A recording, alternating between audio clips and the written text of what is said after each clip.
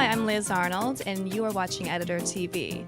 Tonight we're at the home of Anne Fairfax and Richard Salmons for the preview party for the ICA and CA's Arthur Ross Awards. Let's go inside.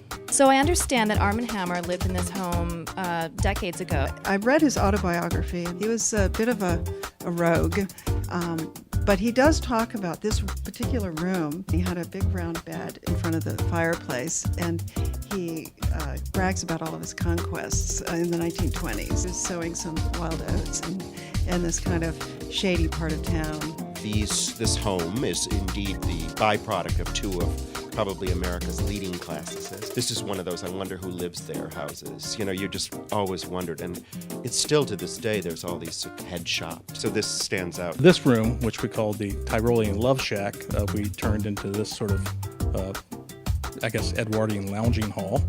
And then the other little house, which on a standalone basis could be the smallest house in Manhattan, we turned into sort of Mayfair in Manhattan. When I sit in this room, I think what New York must have been like in the 18th century. I really don't think there's a place in New York that captures more essentially what ye old New York must have felt like, including the proximity to the street. Do you always wear your blue and white shirt when you're sitting in this chair? I do. I always wear blue and white when I come here, yes. I think you can so easily think of New York as the skyscraper city when really there's just an incredible fabric of classical and colonial buildings, 4-story, 3-story that really make up the city. And that, to me, that's the kind of undiscovered New York that I love. New York is an incredible series of historic buildings, and you can see the evolution of everything from the Art Deco to the older Beaux-Arts buildings, which are fabulous. You just come to New York, and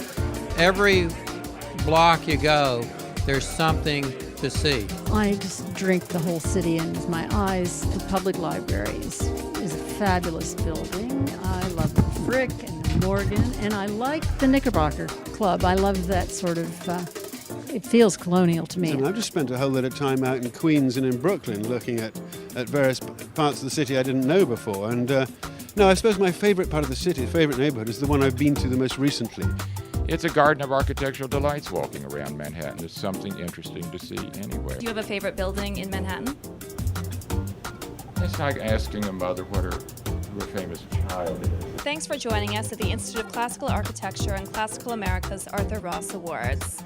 I'm Liz Arnold for Editor TV. See you next time.